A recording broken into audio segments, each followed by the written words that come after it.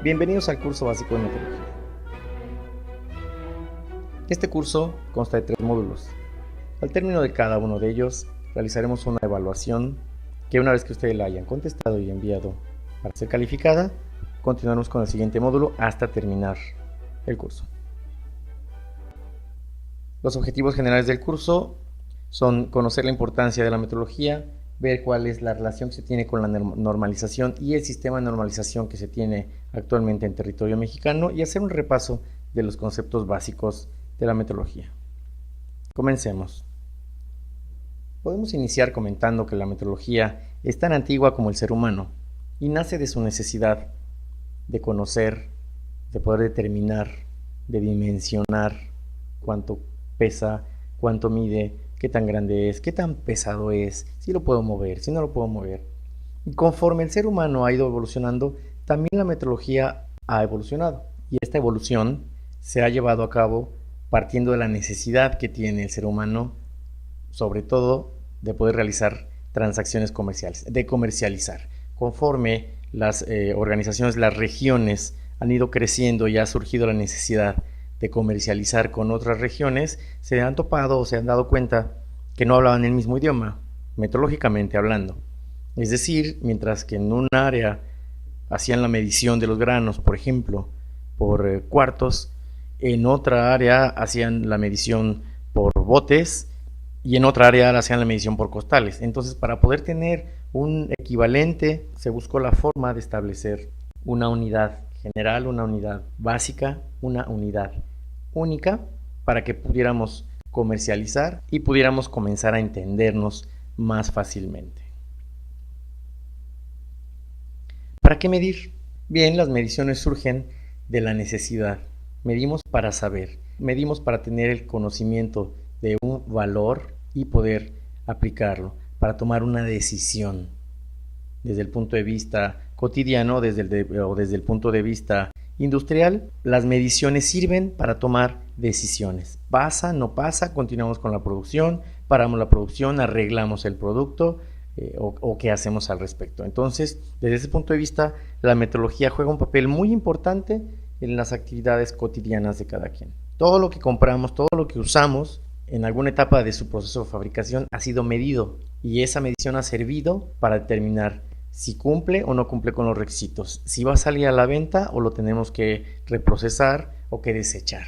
Para eso son las mediciones que se realizan desde el punto de vista industrial y cotidianamente, bueno, sirve para tomar una decisión ya de manera posiblemente más personal. ¿Qué es la metrología entonces? La metrología es la ciencia de las mediciones y sus aplicaciones. Es decir, cuando nosotros realizamos una medición, estamos haciendo metrología. Por el simple hecho de tomar un flexómetro o una regla y determinar cuánto mide una hoja, estamos haciendo metrología.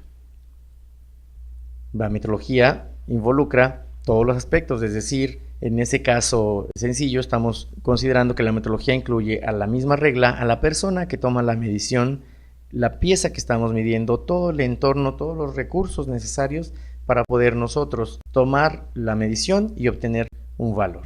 ¿Cómo funciona la metrología en el país? Para que funcione, la metrología está dividida en 3 grandes áreas. Una de ellas es la metrología legal. La metrología legal se encarga de establecer normas, leyes y reglamentos, es decir, todo un sistema de lineamientos para que se pueda proteger al consumidor. El objetivo de la metrología legal es establecer lineamientos para proteger al consumidor.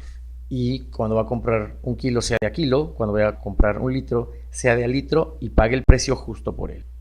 Tenemos también la metrología científica. El objetivo de esta metrología es buscar mejores exactitudes para que nosotros podamos realizar mediciones cada vez más exactas y más fáciles, por supuesto. Y la otra rama de la metrología es la metrología industrial. Esta metrología es con la que nosotros tenemos contacto de manera común. Esta metrología involucra los laboratorios de calibración y pruebas con los cuales nosotros realizamos la calibración de nuestros equipos para poder tomar nuestras mediciones. Y con esta metrología está vinculada la metrología científica y la metrología legal. ¿Cómo es el contexto de la metrología en el mundo? Tenemos la metrología legal que está a cargo de la Organización Internacional de Metrología Legal, y es la que se va a encargar de establecer los lineamientos y la normatividad a nivel internacional para difundirla a los diferentes países. Por su parte, para la metrología científica está el Buró Internacional de Pesos y Medidas, que se va a encargar de realizar labores de investigación y coordinar a los investigadores para obtener mejores exactitudes de medición. Y por último tenemos la metrología industrial. A nivel nacional, la metrología legal está a cargo de la Procuraduría Federal del Consumidor, cuyo objetivo es proteger a los consumidores con la intención de que obtengan justo lo que han pagado.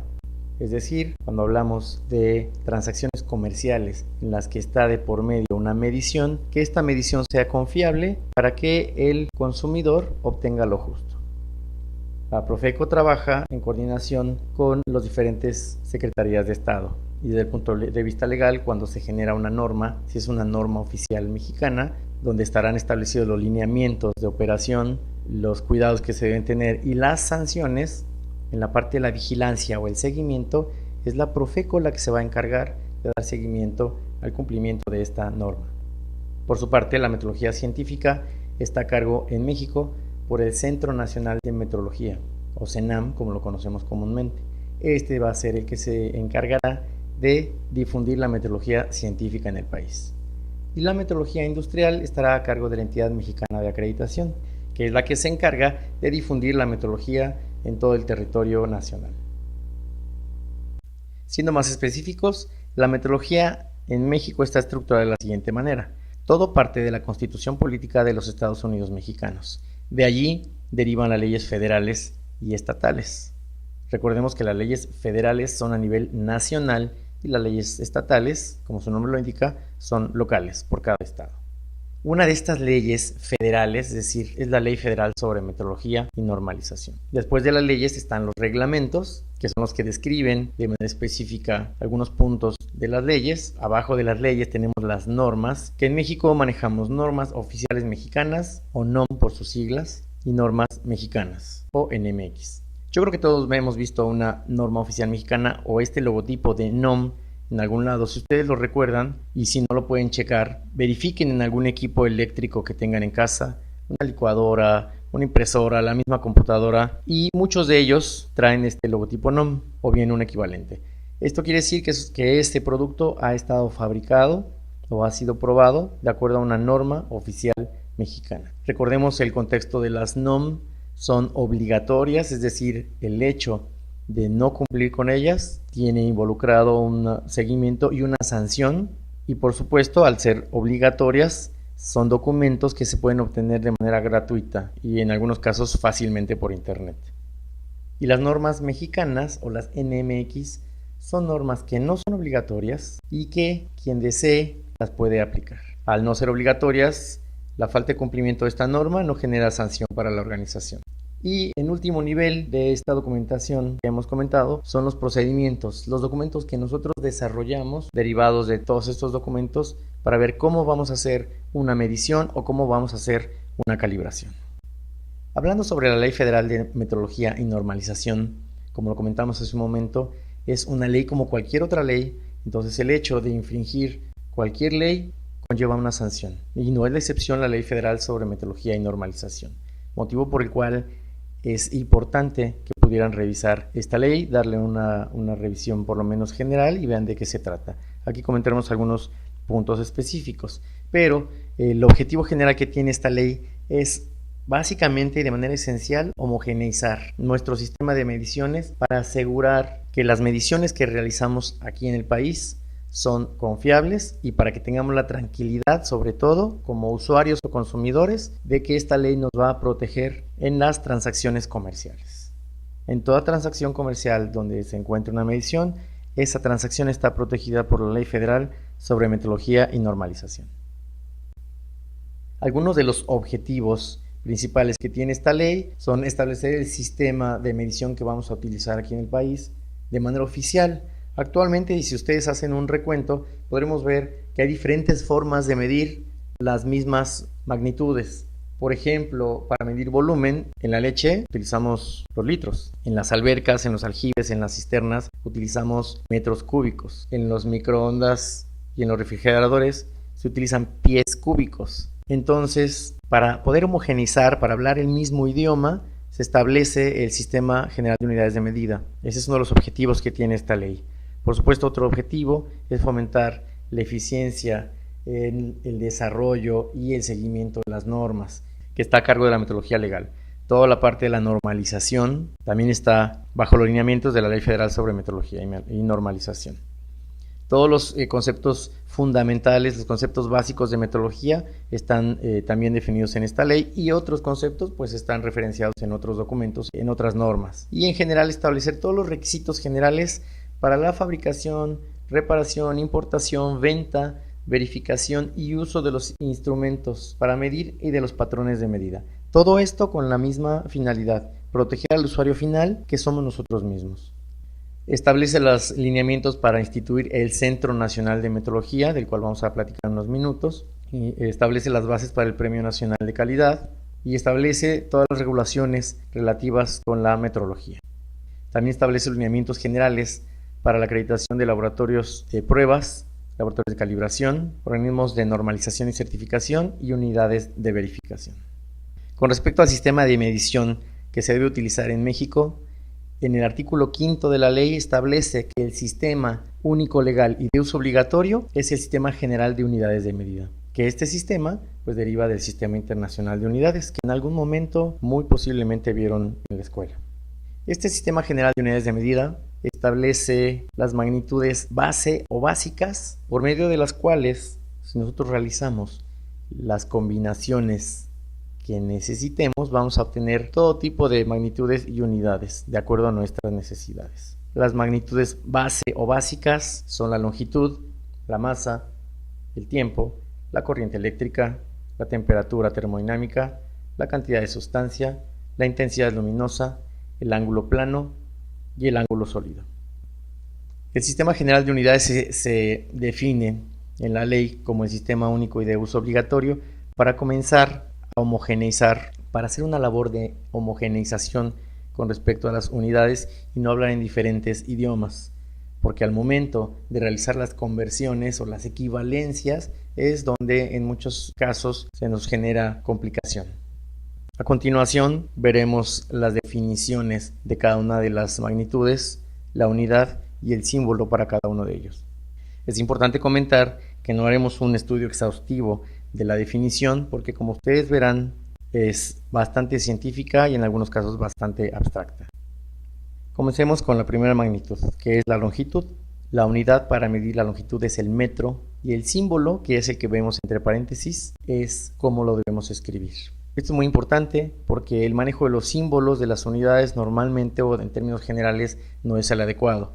Metro es una M solita, minúscula y sin punto, sin T y sin S, solamente una M. Y la definición, pues en términos generales, nos dice que el metro se define a través de la distancia que recorre un cierto número de ondas de luz. Tenemos después el kilogramo para la magnitud de masa, y el símbolo es una K y una G minúsculas, las dos, sin S y sin punto. Es importante, los símbolos no llevan punto porque no estamos abreviando. El símbolo es como un logotipo, ¿de acuerdo? Es lo que representa a la unidad para poderla identificar. Para el caso del kilogramo, es la masa igual a la del prototipo internacional del kilogramo. De aquí podemos comentar que esta magnitud en particular es la única magnitud física que tenemos. Las demás son magnitudes reproducibles científicamente. Es decir, físicamente tenemos un prototipo internacional de masa de 1 kilogramo que se ve y lo tenemos allí. El resto de las unidades se han obtenido de experimentos científicos que, teniendo los recursos necesarios, los podemos nosotros reproducir.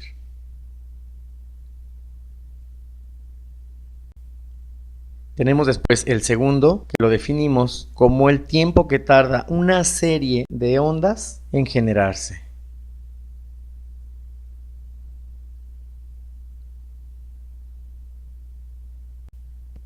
La siguiente magnitud es la temperatura termodinámica y tal vez para sorpresa de algunos podremos ver que la unidad oficial es el Kelvin, no son grados Kelvin, si se fijan no tiene la bolita de grados, aquí es una K mayúscula, nosotros comúnmente no utilizamos los Kelvin, utilizamos los grados Celsius. ¿Qué pasa en esos casos cuando utilizamos unas unidades que no son las que están definidas oficialmente?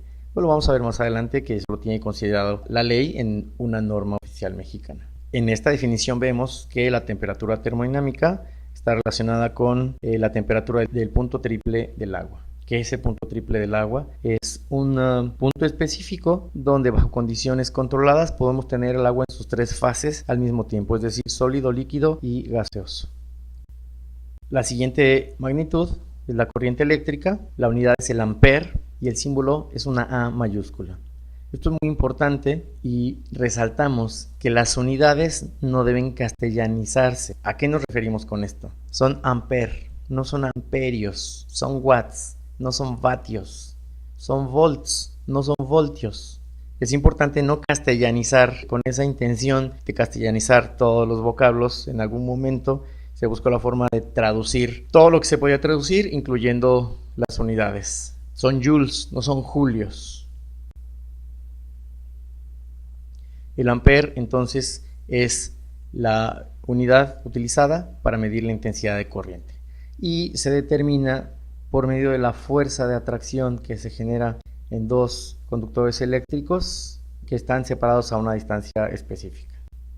Tenemos el mol para la cantidad de sustancia, la unidad es en este caso particular igual que el símbolo, es mol, y bueno, esto está definido en función de cierta cantidad de sustancia que se obtiene en átomos de carbono.